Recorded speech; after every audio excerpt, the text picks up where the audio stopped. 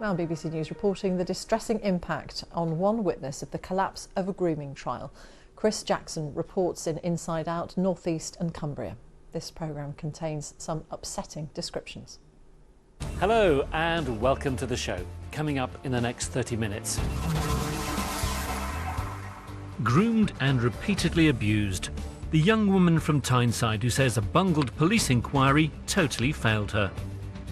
I don't think I could ever ring the police again if something happened.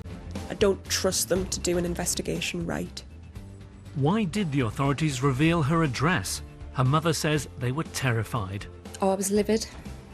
I was scared. I just wanted her to pack her things and move. How can you do that? How can you reveal where a victim lives? I'm Chris Jackson and this is Inside Out. Tonight, a distressing but important issue brought to us by a determined, brave woman who wanted her story to be told. She was persuaded by police to give evidence in court, describing being groomed and repeatedly sexually assaulted as a child. But the case was thrown out and her alleged abusers walked free after mistakes in the way detectives from Northumbria handled the investigation.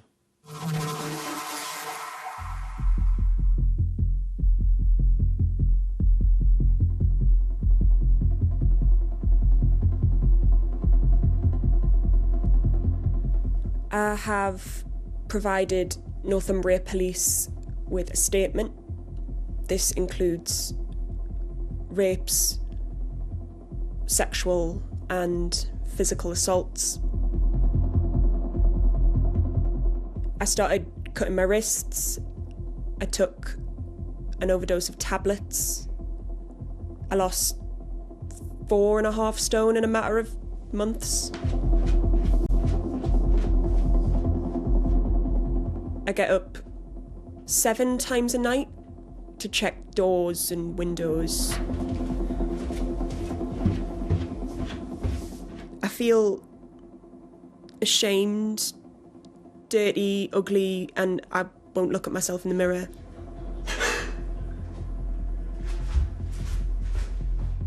I have days where I sit at home all day with my headphones on and just cry. These are the words of a young woman we're calling Chloe. She wrote them as part of her victim statement. It was meant to be read out when the men she says abused her were brought to justice.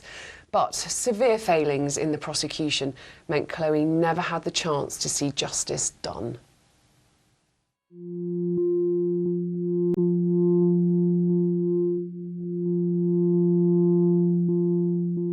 Police believed Chloe was one of 3 children who were groomed by a gang of 13 much older Kurdish men. They met the girls after school in Newcastle's Eldon Square. They say they were taken to houses in the West End where they were plied with alcohol and abused. I'd be given drinks and more drinks, and then suddenly I could be hit, then dragged into a bedroom, and sometimes multiple men came in and sometimes it was just one.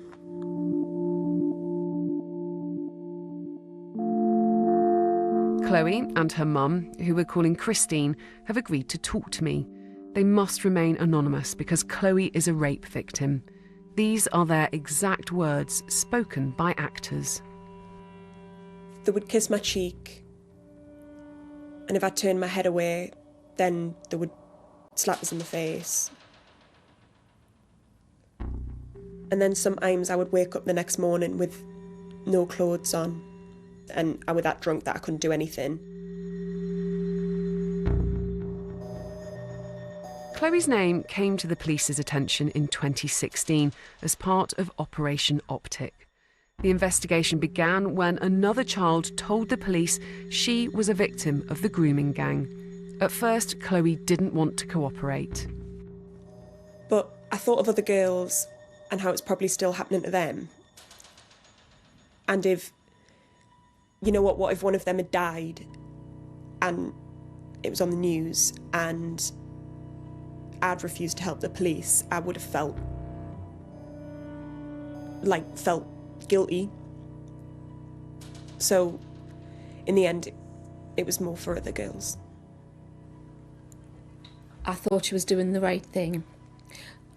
I knew it would be hard, and I was scared, to be honest, but I trusted the police 100%, 1,000,000%, to do the right thing and bring these people to justice. I was promised that they would never see the light of day. Many times they said they would go to prison for a very, very long time. Having now agreed to help the police, Chloe had to dredge back into the years of abuse which started when she was only 12 years old. The police took her to addresses where she says she recalled being attacked, and then she was shown the faces of the men the police were investigating. I had a hard time IDing them. I was seeing their faces again. That was hard. Felt violated and dirty and ashamed. Since the police got involved, she suffered post-traumatic stress disorder. What's happened to her is horrific. Horrific. Well, she's quite right when she says it's horrific. She will have to relive all that abuse again by showing the police areas of where her abuse happened. So this is further traumatisation, and it's very, very hard for them to recover and to talk about all the things that have happened to them. The trauma Chloe put herself through was to all be in vain. Her case collapsed when a senior detective admitted in court that they'd failed to record their inquiries in the official way through a Northumbria police notebook. This is an old version, but the principle remains the same. Police notebooks are strictly regulated. They're individually issued, and the pages are numbered so that they can be logged as evidence and disclosed to the defence teams. Under cross-examination by one of the defence barristers, Paul Rooney, the detective admitted writing key evidence in a series of personal jotters. These were not kept secure, they weren't logged as evidence, and crucially, they were never disclosed to the defence teams. This failure undermined the whole investigation. It resulted in the trials being abandoned and the men Chloe says abused her walking free. There's an expectation of transparency in criminal proceedings, that disclosure is given so defendants can understand the case that they are facing. And if notebooks don't emerge until midway during a trial, clearly questions are going to be asked.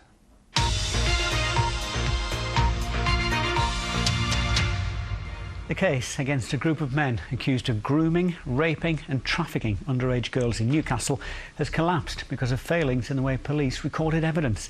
Our reporter Alison Freeman has been following the cases from the start and joins us in the studio. So Alison, what happened today? Well, Jeff, today we have essentially seen 4 years of work by Northumbria Police come to an end with nothing to show for it. When I reported on the case back in March, there was shock that this high-profile investigation had collapsed. For Chloe, watching at home with her mum, the news of what had gone so badly wrong had a devastating impact. One who was aged just 12. That was between... I sat there thinking, it's me. Today, Northumbria Police said they'd visited and apologised to the alleged victims in this case for what the police themselves are describing as the failings which have prevented these cases from going ahead. And then when the police had said that they'd made an apology, I started to become more angry and frustrated. I don't feel like I got an apology, not a proper one. I think they should have come out and said mistakes were made and take the responsibility for it. I went to court and was thrown all these questions that I didn't even know could be answered. It was being dropped, no verdict, no one's going to prison. This was the last straw for Chloe and her mum. They'd already suffered the consequences of a serious mistake made by the Crown Prosecution Service. Unfortunately, my client had quite a distressing experience, which started quite early on in the investigation, when the CPS disclosed her address to the legal teams acting on behalf of her abusers. Oh, I was livid. What have they done? So we're just supposed to sit here and wait for them to come knocking at our door. I was scared. I just wanted her to pack her things and move. And I was going to go with her. I was quite prepared to leave everything as well. I mean, how can you do that? How can you reveal where a victim lives? I was angry. And every car I heard, I looked out the window. I was scared and anxious.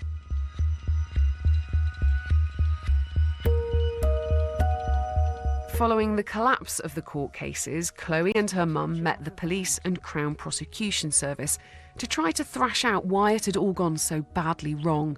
This is a reenactment of that meeting, with the exact words taken from an official transcript. What happened to the CPS lawyer who disclosed the address? The statement had your address on it and it should never have gone out. It should have been edited. I can only apologise. It sometimes does happen. The CPS lawyer is retired now. I can only apologise. I was like, really? And they said, yes, it happens all the time. I couldn't believe it. It just seemed to be swept under the carpet. We asked the CPS for an interview to answer why Chloe's address had been disclosed, why her case had collapsed, and why she felt so badly prepared to give evidence. They refused that request and failed to answer our questions. But in a statement released from the CPS's offices here in Newcastle, it said it was involved in a joint review with the police into why Chloe's case had collapsed, and that when it was complete, it was committed to implementing all appropriate recommendations to better ensure the integrity of investigations and prosecutions moving forward. Chloe and her mum were promised there would be a full investigation by Northumbria Police into what went so wrong and why. How does the review work? Is everyone interviewed? The review has gone to Assistant Chief Constable level. They will involve everyone and it will be wide-ranging. You will hear more about it. We will keep you in the loop. Do you think it's acceptable how Northumbria Police are behaving at the moment? Northumbria Police are investigating matters themselves. There's no independent investigation. So I think everything possible needs to be done to ensure public confidence. And if I was the Chief Constable of Northumbria Police, I'd be throwing open my door and asking for an independent investigation to ensure no stone is left unturned. Do you think it's acceptable that Northumbria Police are investigating themselves? How can it be right to investigate yourself when you know that some of the officers have made big mistakes? You've got to be independent. A police force can't investigate itself, and that's been proven many, many times on a number of different issues, and sexual exploitation being one particular. The body which normally investigates mistakes made by police forces is the IOPC, the Independent Office for Police Conduct. It confirmed to me that 2 Northumbria officers are being investigated by Northumbria's Professional Standards Department. But it said it wouldn't be investigating the case because the matter didn't have significant impact on public confidence. I want to know what went wrong, and they need to be held responsible. So if somebody's done something wrong, then the right action needs to be taken against them. But they need to say sorry and be accountable for what they've done. We asked Northumbria Police for an interview to answer the questions raised by Chloe and her mum. They declined the offer also. In a statement, they said they had been to visit the victims to apologise for what were described as the force's failings, centred around how some evidence had been secured without meeting strict guidelines. The statement went on to say that because their review of the case is still underway, it would be inappropriate to comment any further at this stage. Dame Vera Baird was the Police and Crime Commissioner for Northumbria at the time of Chloe's case, and she's now moved on to become Victims Commissioner for England. It's unfortunate that she didn't ensure an independent investigation was undertaken during her time in office. We've recently written to her. I think she could have investigated a little bit further, but she hasn't. She's now Victims Commissioner. And where is she? She's nowhere to be seen. And it's wrong. This is the website of the Victims Commissioner. Dame Vera says she wants to hear first-hand from victims whose voices need to be heard. She was in court to witness some of Operation Optic, so we asked her for an interview. She declined our offer, but in a statement said nobody should have to endure what the victims in this case went through. She went on to say that at the time the case collapsed, she'd made it clear that if she wasn't satisfied with the findings of the review, she'd order another. And she said that responsibility now lies with the current Police and Crime Commissioner. In her current role as Victims Commissioner, she said she couldn't take on individual cases, but she could take a keen interest where things have gone wrong. She said, "I intend to do that in this case." What do you make of the fact that none of the authorities involved will give an interview to us about what has happened here? It smacks to me of complacency. Why should I? It's over and done with. Who cares? And isn't that why sexual exploitation was first really brought to the table? Because that was exactly what police and local authorities and social care were doing. They were ignoring the fact that these children were being sexually exploited. So what effect has this all had on Chloe? Would she ever report a crime to Northumbria Police again? No. I'd leave it, because we were better off. The whole family was better off not knowing. I have that much lack of trust. I don't think I could ever ring the police again if something happened. I don't trust them to do an investigation right. I felt really quite tearful that in 2019, and I've worked in this field for a long time, that we would see a situation where a victim has been let down. It's another part of being used. She's been used again by the police. She's then been failed by the court system. Is there any wonder that she's going to sit there feeling I have no trust? We've just been dropped, swept aside. You're not needed anymore. This is not over for us, as individuals and as a family. It's not. It's just not. We have to live with this every day. Every day. They've just dropped her, and it's not fair.